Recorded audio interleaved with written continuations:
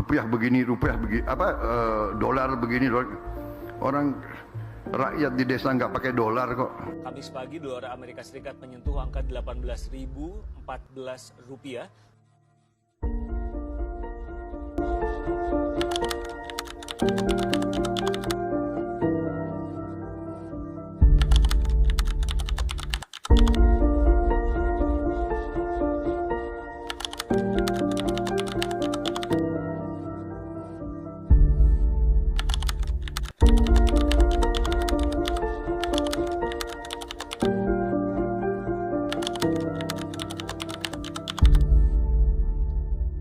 Mungkin kalau misalnya untuk sektor pangan yang paling dampak itu lebih ke UMKM yang sedang berjualan seperti misalnya sayuran atau gimana gitu.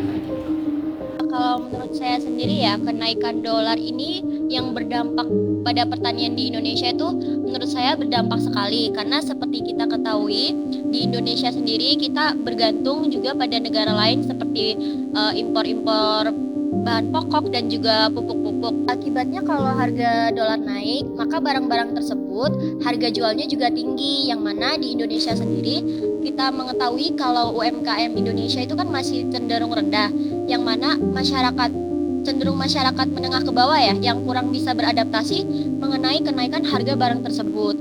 Jadinya membuat petani-petani itu susah mendapatkan harga yang layak, yang murah. Kalau di sisi lain ada dampak positifnya juga, di mana kalau petani-petani Indonesia yang mengimpor barang hasil taninya ke luar negeri itu mendapatkan keuntungan, karena harga dolar sekarang itu naik, yang di mana harga pokok yang kita impor ke luar negeri pun juga ikut naik harganya. Baik, pastinya sektor paling besar untuk terdampak jelas di sektor pangan ya, karena kita ketahui beras saja kita produksi beras sendiri tapi ujung-ujungnya juga impor, apalagi untuk konsumsi seperti kedelai juga kita masih mengandalkan impor. Jadi ya saya bisa bilang sektor pangan itu paling terdampak.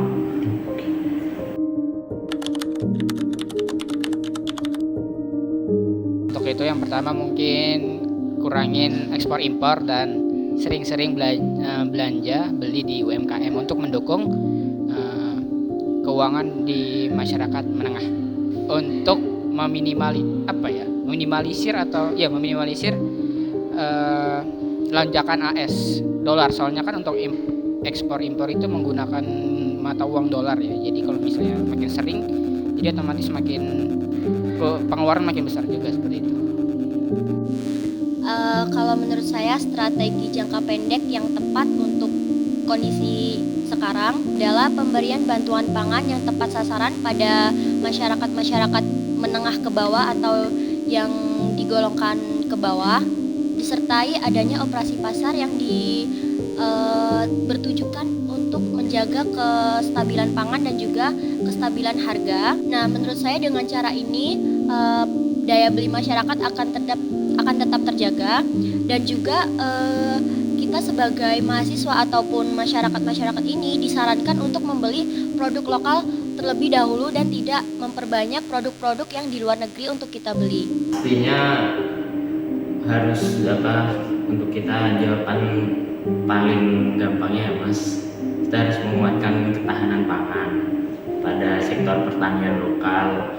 Kita harus menghidupkan untuk memberdayakan masyarakat yang masih minim pekerjaan untuk bergerak pada sektor pertanian.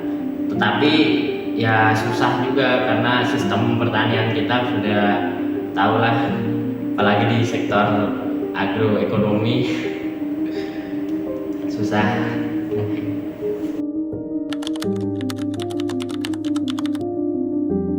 Ya kalau gitu menurut saya sih ya produksi sendiri kayak pupuk atau ya benih dan semacamnya, karena kalau misalnya impor dari luar itu biayanya lebih mahal lagi karena pakai dolar kan. Terus juga pentingnya penyuluhan pada petani agar kurangnya gagal panen, agar harga yang di pasaran tuh gak melonjak naik seperti itu. Menurut saya dari peran pemerintah sendiri itu harus lebih aware dengan petani-petani lokal yang ada di Indonesia, terutama di daerah-daerah terpencil yang masih sulit terjangkau, karena kita tidak mengetahui seberapa besar potensi-potensi yang ada, dan juga pemerintah itu harus juga lebih aware mengenai pupuk subsidi untuk diberikan kepada petani-petani lokal, karena mengingatnya pupuk-pupuk tersebut mahal, dan juga karena kenaikan dolar ini. Setelah itu, menurut saya pemerintah juga harus lebih fokus untuk tidak melakukan pengimporan kebutuhan pokok atau bahan pokok secara besar-besaran, dan lebih berfokus terlebih dahulu di dalam negeri ini sendiri. Kuncinya itu ada di impor, karena balik lagi ke tadi, untuk sektor pangan kita masih impor, padahal kita bisa produksi sendiri. Pupuk juga kita masih impor, seperti fosfat, kalium kita masih dari luar negeri. Cara singkatnya, cara paling efisien kalau menurut saya, kita terapkan pertanian organik. Jadi ya kita bikin pupuk dari kompos organik, kan bisa untuk menunjang kesuburan tanaman. Lalu untuk pestisida bisa kita bikin pestisida nabati.